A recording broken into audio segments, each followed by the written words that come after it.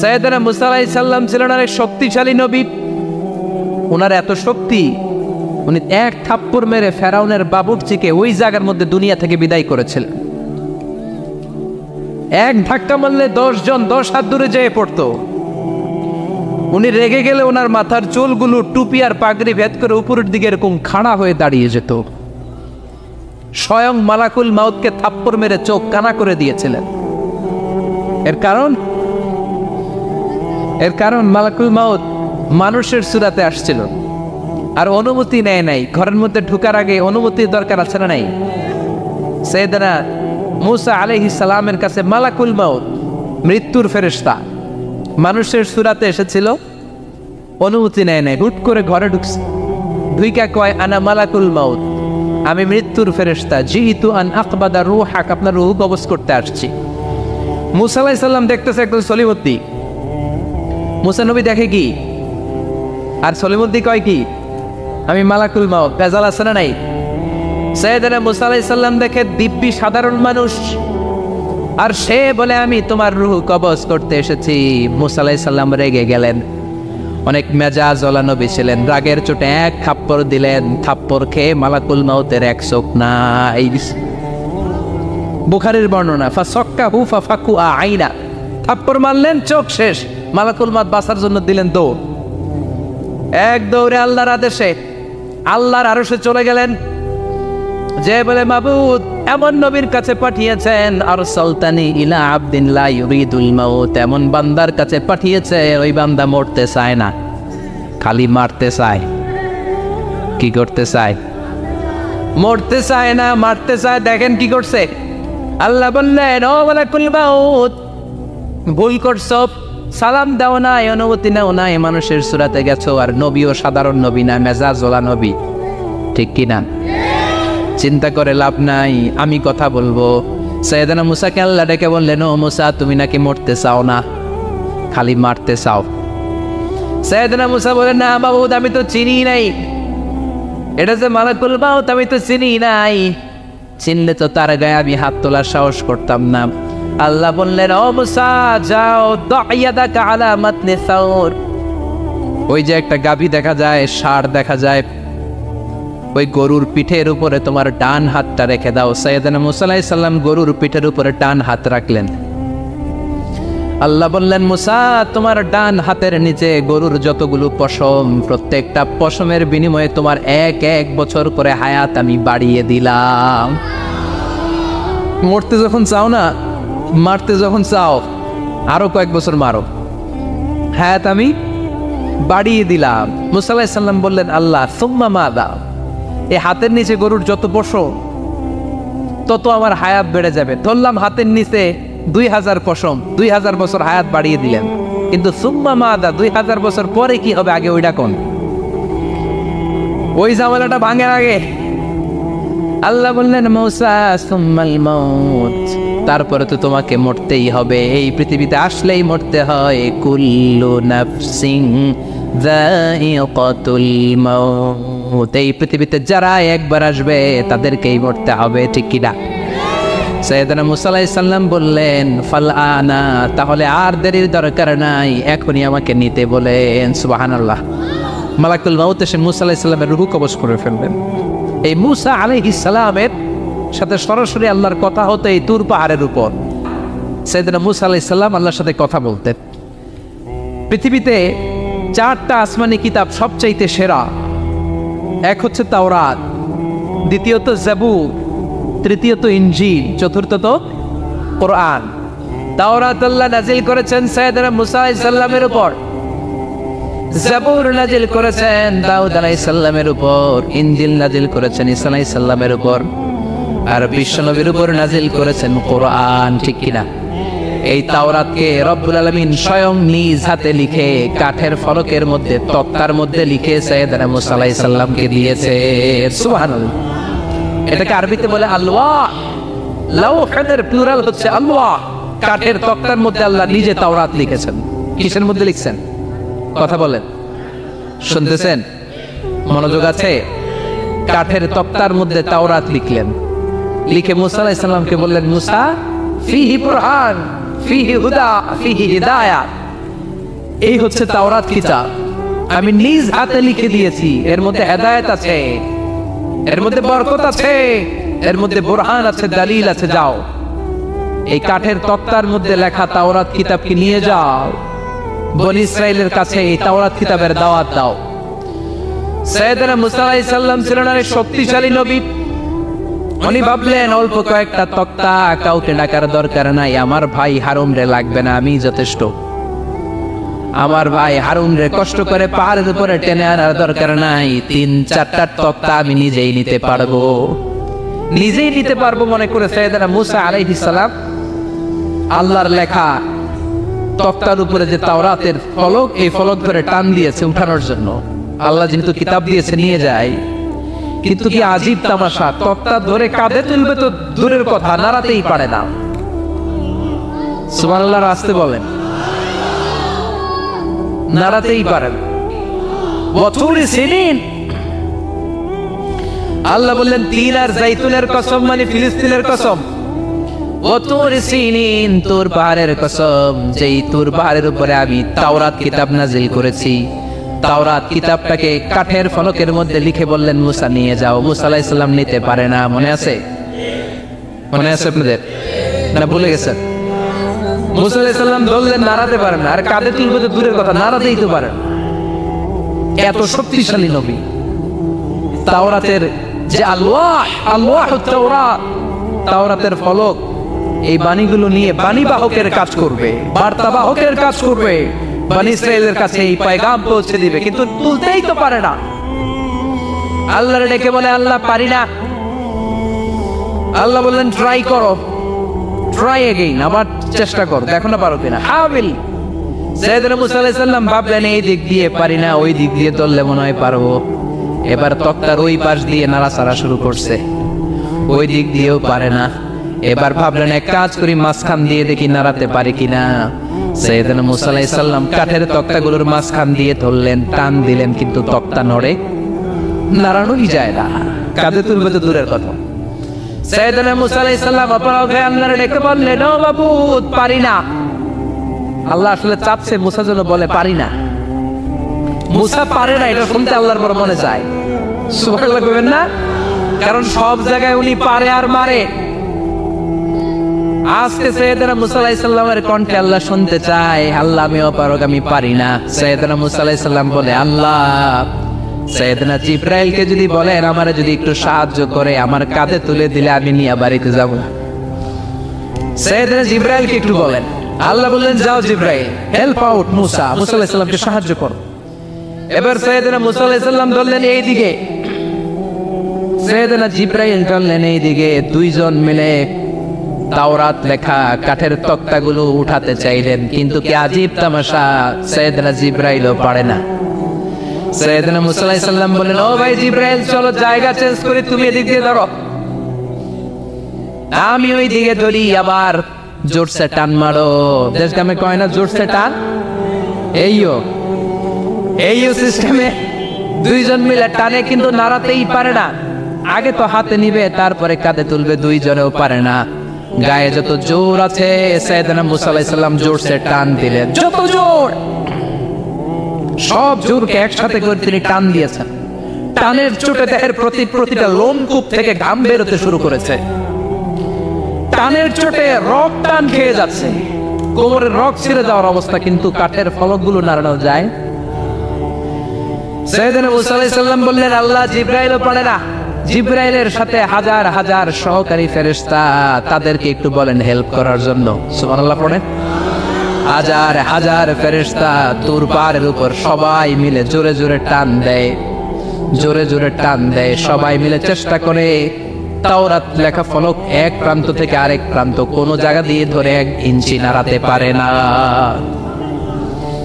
এই অবস্থা দেখে আল্লাহ বললেন, ঘটনা কি? আল্লাহ পারি না। সাইয়েদনা মুসা আলাইহিস সালাম কি বলে? আল্লাহ পারি না। আল্লাহ বললেন, মুসা, এই ফলকগুলোর এত ওজন নয়, কাঠের এই তক্তাগুলোর এত ওজন নয়, কিন্তু এই কাঠের তক্তার মধ্যে যে বাণীগুলো লেখা হয়েছে, বাণীগুলো কার? এটা আমার বাণী, আমার কথা। এই জিনিসটা বোঝানোর জন্য আমি এটার ওজনকে ভারী করে দিয়েছি।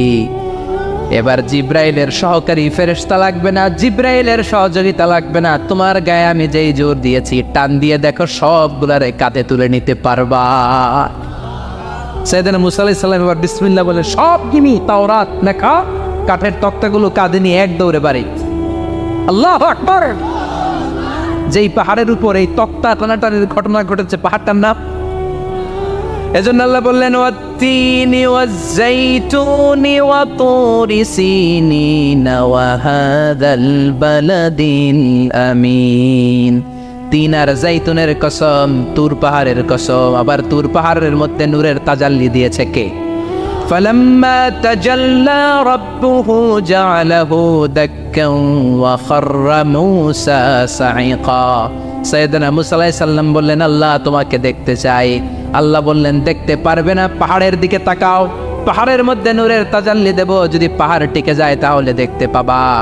আল্লাহ যখন তুর পাহাড়ের উপর তাজাল্লি মেরেছেন, পাহাড় ভেঙে খান খান হয়ে যায়, সাইয়েদনা মুসা আলাইহিস সালাম বেহুশ হয়ে যায়। এই বেহুশ হওয়ার ঘটনা আর পাহাড় জ্বলে ছাই হওয়ার ঘটনা যেখানে ঘটেছে, ওই পাহাড়টার নাম জোরে বলেন। ওই তুর পাহাড়ের কসম কেটেছে কে? ওয়াতুরি। ওয়াতুরি 2285 মিটার উঁচু, অনেক উঁচু পাহাড়। আবার ইয়াজুজ মাজুজ যখন পৃথিবীতে আক্রমণ করবে, ইন্না ইয়াজুজ ওয়া মাজুজ মুফসিদুনা ফিল আরদ।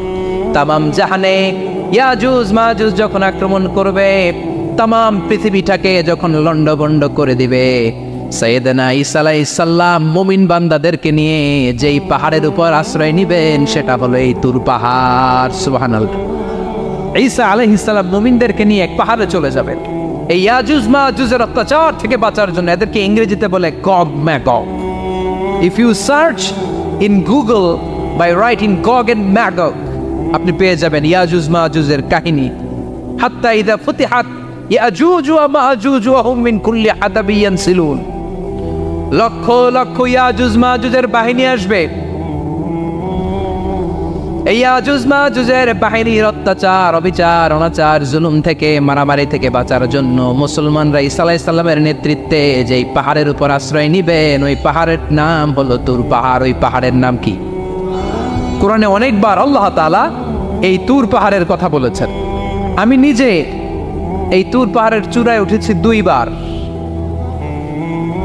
পাথরের পাহাড়, মাঝরাতে উঠতে হয়। এই তুর পাহাড়ের নিচে একটা গির্জা আছে, খ্রিস্টানদের প্রাচীনতম গির্জা, সেন্ট ক্যাথেরিনা গির্জা। এই গির্জার ভিতরে ঢুকেছিলাম দেখার জন্য।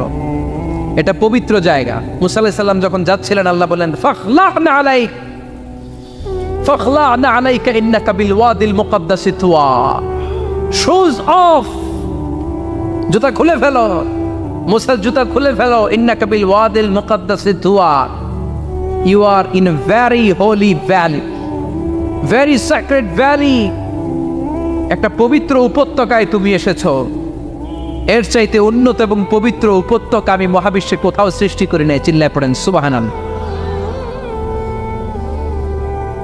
মাঝরাতে এই তুর পাহাড়ে উঠতে হয়, ব্যাকপ্যাক নিয়ে যেতে হয়, সেখানে পানি টানি খাবার দাবার নিয়ে ওঠা লাগে। 3-4 ঘন্টা লাগে উঠতে, নামতে আবার 3-4 ঘন্টা। সকালে 10টা-11টার পরে আর তুর পাহাড়ে থাকা যায় না, কারণ আমাদের বাংলাদেশের পাহাড়গুলো মাটির পাহাড়, তুর পাহাড় হচ্ছে পাথরের পাহাড়। পাথরের পাহাড়ে যখন সূর্যের আলো লাগে, পাথরের পাহাড় গরম হয়ে যায়। আমরা মাঝরাতে উঠতে শুরু করলাম। আমরা যখন উঠতেছি দেখলাম খ্রিস্টিয়ান কমিউনিটির একটা গ্রুপ, তারাও উঠছে, ইহুদিদের একটা গ্রুপও উঠছে, কারণ এটা 3 ধর্মের লোকদের কাছে তীর্থস্থান। এই তুর পাহাড়ের চূড়ায় ছোট্ট একটা মসজিদ আছে, 7-8 জন নামাজ পড়া যায়। খ্রিস্টানদের একটা গির্জা আছে, ইহুদিদের একটা সিনাগগ আছে। ফজরের সময় উঠলাম, পুরো সিলসিলাতুল জিবাল তুর পাহাড় দেখলাম। অবাক হলাম, এই পাহাড়ে বিশ্বনবী মেরাজের রাতে নেমে দোয়া করেছেন, ঠিক কিনা? এই পাহাড়ে ঈসা আলাইহিস সালাম মুমিনদেরকে নিয়ে ইয়াজুজ মাজুজের আক্রমণ থেকে বাঁচার জন্য আশ্রয় নিবেন। এই তুর পাহাড়ের কসম কোরআনের ভেতরে কেটেছে কে? এজন্য আল্লাহ বললেন ওয়াত্তিনি ওয়াজ্জাইতুনি ওয়া তুরি সিনিনা ওয়া হাযাল বালাদিল আমিন। তিন আর জাইতুনের কসম, ওই মিশরের তুর পাহাড়ের কসম, ওয়া হাযাল বালাদিল আমিন, এই নিরাপদ শহরের কসম। শহরটার নাম কি? কি নাম? এই নিরাপদ শহর দ্বারা আল্লাহ বুঝিয়েছে মক্কা, না ফিলিস্তিন না, ফিলিস্তিন হচ্ছে প্রথমটা। কিন্তু হাযাল বালাদিল আমিন, এই নিরাপদ শহর দিয়ে আল্লাহ বুঝিয়েছেন মক্কা শহরকে। চিৎকার করে বলবেন কোন শহর? মক্কা শহর। এই মক্কা শহরের আগের নাম বাক্কা। মক্কার আগের নাম কি? জোরে বলেন, আরো জোরে। ইন্না আউওয়ালা বাইতিন উদিআ লিন-নাসি লাল্লাযী বিবাক্কাতা মুবারাকা হুদাল লিল আলামিন, নিশ্চয়ই পৃথিবীর সর্বপ্রথম ঘর যেই শহরের মধ্যে আমি আল্লাহ স্থাপন করলাম, শহরটার নাম হলো বাক্কা শহর। কি শহর? এই বাক্কা পরে চেঞ্জ হয়ে হয়েছে মক্কা। আল্লাহু আকবার। তার মানে আজকে জানলেন মক্কা শহরের আগের নাম হলো বাক্কা। আগের নাম কি? মক্কা শহরে অনেক হোটেল আছে, হোটেলের নাম ফুন্দুক বাক্কা। দেখছেন? ফুন্দুক বাক্কা মানে বাক্কা হোটেল। এই বাক্কা হচ্ছে মক্কার আগের নাম, মনে থাকবে। আল্লাহ বললেন হাযাল বালাদিল আমিন, এই নিরাপদ শহরের কসম, এই শহরের চেয়ে নিরাপদ শহর পৃথিবীর মধ্যে। ইউসাউইরুকুম ফিল আরহামি কাইফা ইয়াশা লা ইলাহা ইল্লা হুয়াল আজিজুল হাকিম, তিনি হলেন এমন সত্তা যিনি মায়ের পেটে থাকা অবস্থায় তোমাদের চেহারার ডিজাইন করে দিয়েছে। চিল্লায়া বলেন সুবহানাল্লাহ। তাহলে চারটা কসম কেটে আল্লাহ যে দামি কথাটা বললেন, লাকাদ খালাকনাল ইনসানা ফি আহসানি তাকওয়িম, সুন্দর আকৃতিতে তৈরি করেছি। এজন্য সুন্দর চেহারাটা নিয়ে যখন আয়নার সামনে দাঁড়াবেন, তখন আপনি আয়নার দোয়া পড়বেন আল্লাহুম্মা হাসসানতা খালকি ফাহসিন খুলুকি। বিশ্বনবীর চেহারা সুন্দর বেশি না কম? জোরে বলেন।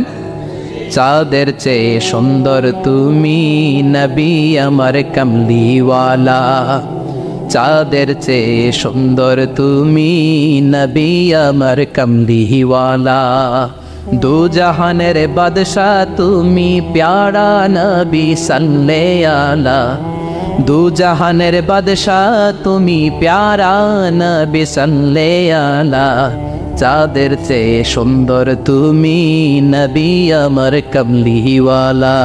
সুবহানাল্লাহ। বিশ্বনবীর চেহারাটা বড় সুন্দর ছিল। এত সুন্দর চেহারার মানুষ পৃথিবীতে দ্বিতীয়টা নাই। ওই চেহারা নিয়ে বিশ্বনবী আয়নার সামনে যখন দাঁড়াতেন, উনি বলতেন আল্লাহুম্মা হাসসানতা খালকি ফাহসিন খুলুকি। এর মানে হলো আল্লাহ আমার চেহারাটা আপনি যেমন সুন্দর করেছেন, আমার চরিত্রটাও সুন্দর করে দিয়ে। This is the attitude. এটাকে বলা হয় attitude. What a marvellous amazing attitude he belongs. বিশ্বনবীর কি সুন্দর অ্যাটিটিউড ছিল। সুন্দর চেহারা নিয়ে আয়নার সামনে দাঁড়িয়ে তিনি বলতেন, আল্লাহ আমার চেহারাটা যেমনি সুন্দর করেছো, আমার চরিত্রটাকেও সুন্দর করে দাও। আমার বাহিরটা যেমন সুন্দর, আল্লাহ আমার ভেতরটারেও সুন্দর করে দিও। পড়েন আমিন। এই আয়নার দোয়া পারেন তো? আয়নার সামনে দাঁড়ায় এই দোয়া পড়েন তো? নাকি বলেন আয়না বসাইয়া দিও কলবের ভিতর? এগুলো বলবেন? পড়েন আল্লাহুম্মা হাসসানতা খালকি ফাহসিন খুলুকি, আল্লাহুম্মা হাসসানতা খালকি ফাহসিন খুলুকি। হে আল্লাহ, সবাই বলেন হে আল্লাহ তুমি আমার চেহারাটা সুন্দর করেছ, তুমি আমার চরিত্রটাও সুন্দর করে দিও। আমিন। আর জোরে পড়েন আমিন। এই জন্য নিজে যখন আয়নার সামনে দাঁড়াবেন এটা বলবেন, আপনার স্ত্রী যখন আয়নার সামনে দাঁড়ায় তখন এইটা বলবেন, আপনার বাচ্চা যখন আয়নার সামনে দাঁড়ায় তখন এই দোয়া পড়বেন। রাজি আছেন তো? আয়নার সামনে দাঁড়িয়ে আমরা বলবো হাসসানতা খালকি, আল্লাহ তুমি আমার চেহারাটা সুন্দর করেছো। আমরা সবাই সুন্দর, আমরা সবাই সুন্দর। যার কালার কালো, কালো চামড়ার লোক, তার মধ্যে একটা সৌন্দর্য আছে না নাই? আল্লাহ বললেন এই কালো আর ধলো এগুলো তো বাইরে। ওয়াখতিলাফু আলওয়ানিকুম ওয়া আলসিনাতিকুম, তোমাদের গায়ের রঙের ভিন্নতা, ভাষার ভিন্নতা, এগুলো আল্লাহর মিরাকেল। একজন সাদা, একজন কালো, একজন ধূসর বর্ণের, এক একজনের চেহারার সাথে আরেকজনের চেহারার মিল নাই। সুবহানাল্লাহ। এটাই সৌন্দর্য। এজন্য আল্লাহ বললেন লাকাদ খালাকনাল ইনসানা ফি আহসানি তাকওয়িম, আমি গোটা মানব জাতিকে চমৎকার একটা স্টাইল দিয়ে তৈরি করেছি। এই স্টাইলের সাথে পৃথিবীর কোনো প্রাণীর কোনো মিল থাকে না। সুবহানাল্লাহ, কি অসাধারণ আমাদের কাঠামো। আপনি যদি হিউম্যান ব্রেইন নিয়ে চিন্তা করেন, আমাদের ব্রেইনের ক্যাপাসিটি কিন্তু অনেক বেশি। এই পৃথিবীতে সবচেয়ে পাওয়ারফুল যে কম্পিউটার আবিষ্কার করা হয়েছে এটার নাম Cray one super computer. United States of আমেরিকাতে যারা মিলিটারি বেসে জব করে তাদের ম্যাথমেটিক্যাল ইকুয়েশন ড্র করার জন্য, সলিউশন করার জন্য এই ক্রে-1 সুপার কম্পিউটার তারা ইউজ করে। বিজ্ঞানীরা হিউম্যান ব্রেইনের ক্যাপাসিটির সাথে ওই ক্রে-1 সুপার কম্পিউটারের তুলনা করেছে। তারা তুলনা করে দেখেছে ক্রে-1 সুপার কম্পিউটারের চেয়েও আমাদের ব্রেইন শতগুণ বেশি শক্তিশালী। আমাদের হেয়ারিং সিস্টেম নিয়ে যদি আপনি গবেষণা করেন অবাক হয়ে যান। এই যে কানের মধ্যে এখানে পেঁচানো দেখা যায়, এটা কি আল্লাহ এমনি এমনি দিছে? মা খালাকতা হাদা বাতিলা, এমনি এমনি আল্লাহ কিচ্ছু দেয় নাই। এই পেঁচানো ডিজাইন না থাকলে আপনি শুনতে পেতেন না। আপনার কান দুইটা যদি কেটে কান কাটা রমজান করে দেয়, আপনি কোনো আওয়াজ শুনতে পাবেন না। এই কানের ডিজাইনগুলো, এই আঁকাবাঁকা পথগুলো আল্লাহ তাআলা দিয়েছে ইথারে ভেসে আসা সাউন্ডগুলোকে ইলেকট্রিক্যাল সিগন্যালের মাধ্যমে ভেতরে ঢুকানোর জন্য।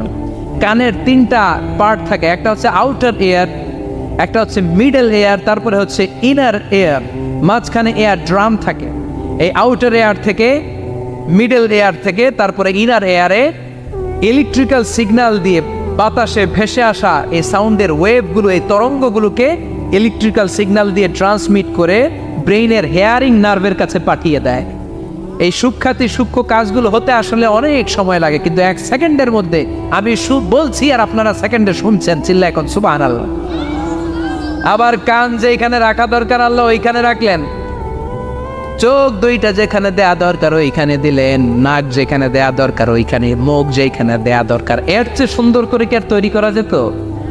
নাক এইখানে না রেখে অন্য জায়গায় সেট করলে কি বেশি সুবিধা হতো? নাক যদি পেছনে থাকতো, খাওয়ার সময় খাবারটা বাসি না ভালো এটা ঘ্রাণ নেওয়ার জন্য সব সময় খাবার পেছনে নিয়ে ধরা লাগতো, ঠিক কিনা? তার মানে নাক এই জায়গায় রাখাতে সুবিধা হয়েছে না? সুবহানাল্লাহ কইবেন না? কি সুন্দর মুখটা দিলেন, হ্যাঁ, কি সুন্দর চোখ দিলেন। এই কান দিয়ে আমরা শুনি, দেখেন কানের সেটিংটা কত সুন্দর। ধরেন ফর এন এক্সাম্পল, উদাহরণস্বরূপ এই কানটা আল্লাহ এইখানে না রেখে এই কান যদি আপনার এই বাম বগলের ভিতরে দিত, আর এই কান যদি আপনার এই বগলের নিচে দিত, তাহলে আজকে মিজানুর রহমান আজহারের ওয়াজ শোনার জন্য সবার এইভাবে বসে থাকা লাগতো 1.5 ঘন্টা। কারণ এইভাবে এখন যেভাবে আছেন এইভাবে বসে থাকলে তো কান চাপা পড়ে যেত, কথা একটাও শোনা যেত না। সুবহানাল্লাহ কইবেন না?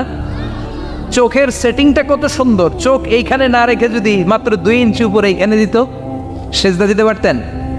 শীতকালে যে ফুটবল খেলেন, হেড দিতে পারতেন। হেড দিতে গেলে বল চোখের মধ্যে লাগা চোখ শেষ। সুবহানাল্লাহ পড়েন। কি অসাধারণ অবকাঠামো।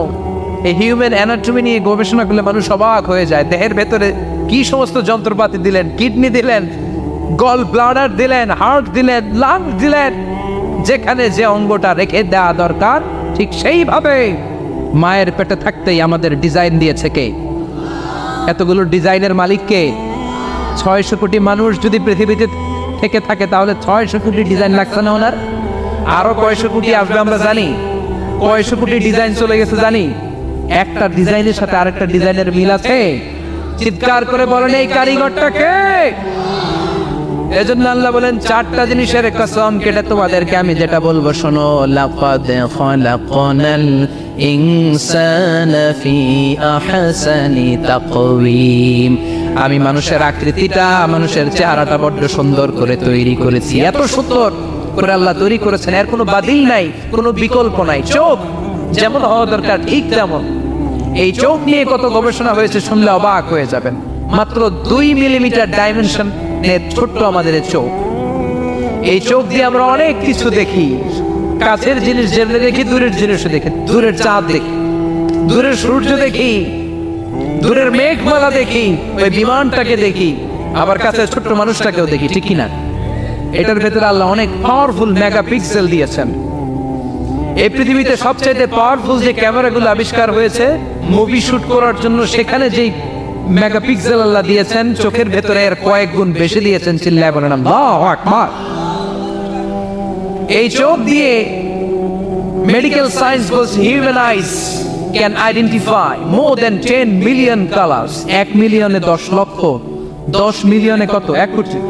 তার মানে এই চোখ দিয়ে আমরা আমাদের এক একটা চোখ দিয়ে 1 কোটি ধরনের রং শনাক্ত করতে পারি।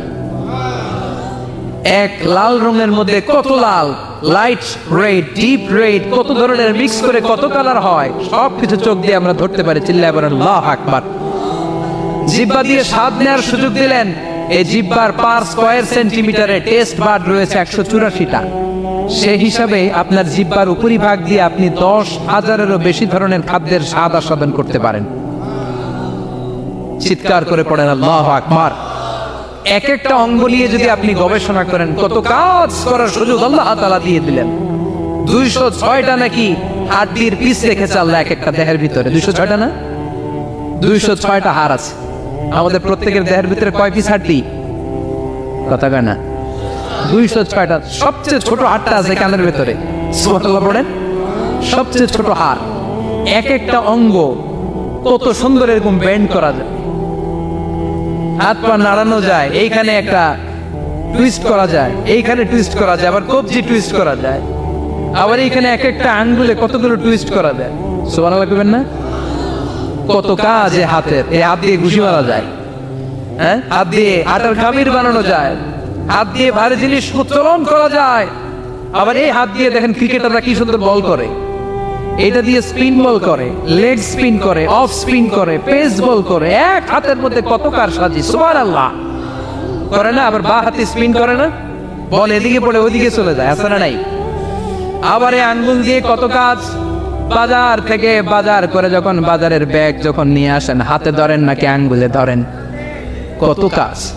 এই আঙ্গুল দিয়ে মোবাইল টিপে আমরা মোবাইল ইউজ করি, আঙ্গুল দিয়ে ল্যাপটপে আমরা টাইপ করি। ডাক্তাররা এই আঙ্গুল দিয়ে সুই ইউজ করে সূক্ষ্ম সূক্ষ্ম সার্জারির কাজগুলো করে। অবাক হয়ে যাবেন এই আঙ্গুলের কত কাজ। এই আঙ্গুল দিয়ে আবার এখন ক্রিকেটেও এরকম 2 আঙ্গুল তুললে ছক্কা, আছে না নাই? আবার 1 আঙ্গুল তুললে আউট, আবার এটা তুললে ভিক্টরি, বিজয় চিহ্ন। দেখবেন যত নেতা খেতা করে পুলিশে ধরে এটা দেখায়, আছে না নাই? এইভাবে কত ধরনের নমুনা আমরা ইউজ করি, কতভাবে হাতগুলোকে ইউজ করি, কতভাবে পা গুলোকে ইউজ করি। দেহের এই সৌন্দর্য আমাদের দান করেছে কে? লাকাদ খালাকনাল ইনসানা ফি আহসানি তাকওয়িম।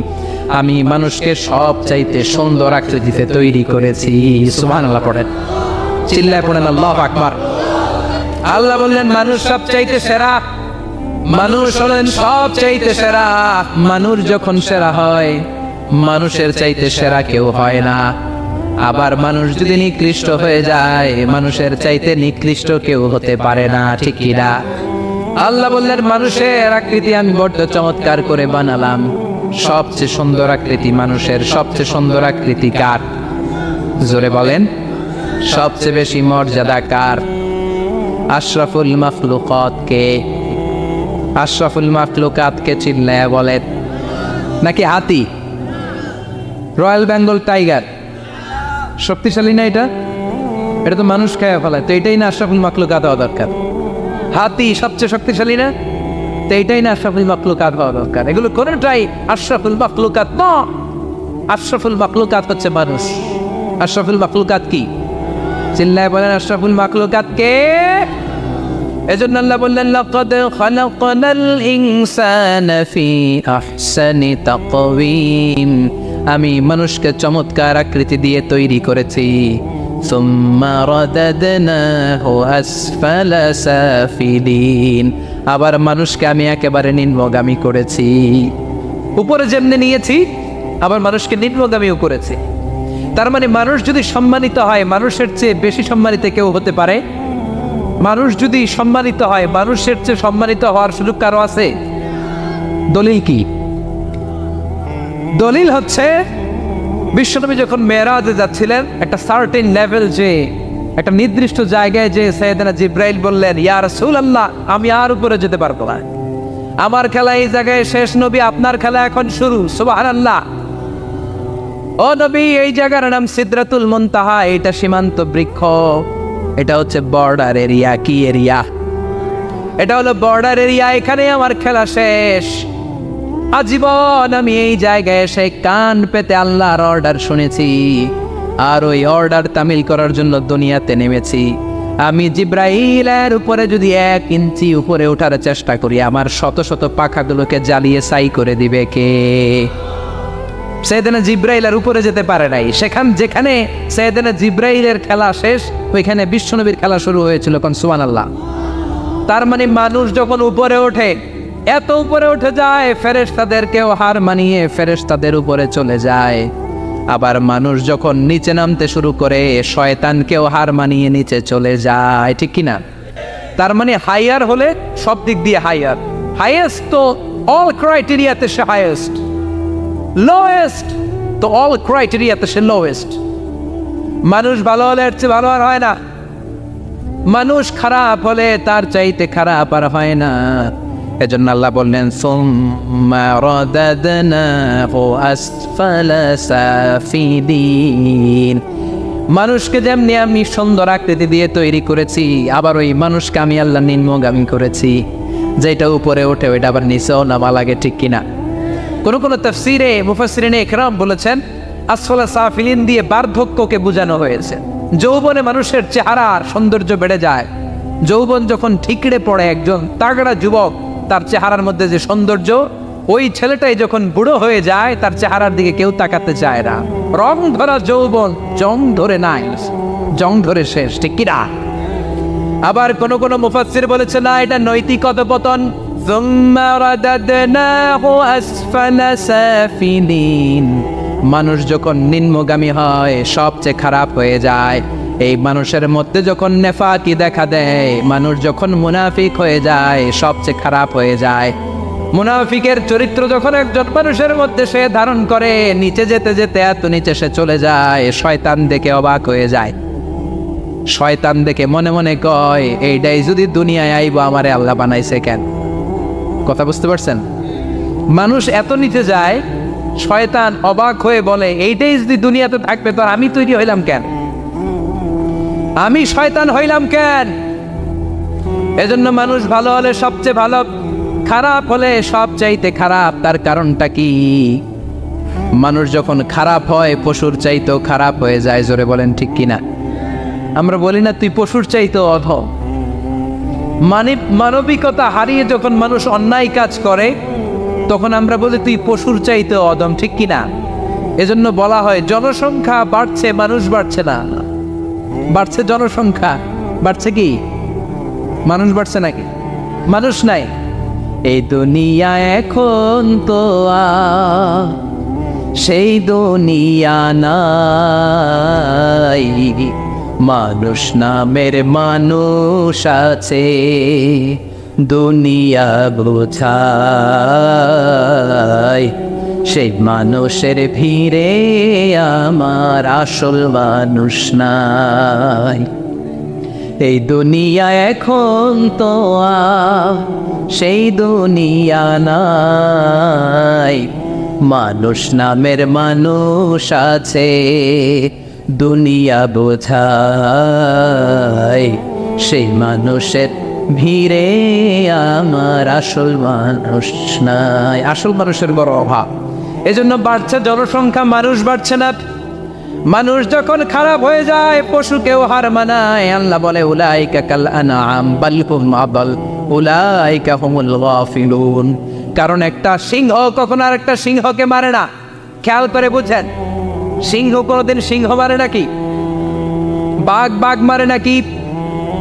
হাতি কোনোদিন হাতি মারে নাকি? কিন্তু মানুষ মানুষকে মারে, ঠিক কিনা? আওয়াজ করে উত্তর দেন, একটা বাঘ আর একটা বাঘকে 8 টুকরা 10 টুকরা করে নাকি? একটা হাতি আর একটা হাতিকে কোনোদিন 20 টুকরা 14 টুকরা করে নাকি? কিন্তু একটা মানুষ আর একটা মানুষকে 8 টুকরা 14 টুকরা 20 টুকরা করে, ঠিক কিনা? এজন্য আল্লাহ বললেন সুম্মা রাদাদনাহু আসফালা সাফিলিন। মানুষ যখন শ্রেষ্ঠ হয়, মানুষের চাইতে শ্রেষ্ঠ যেমনি কেউ আর হতে পারে না। আবার মানুষ যখন নিকৃষ্ট হয়ে যায়, মানুষের চাইতে নিকৃষ্ট আর কেউ হতে পারে। এজন্য ভালো হওয়ার দরকার আছে না নাই?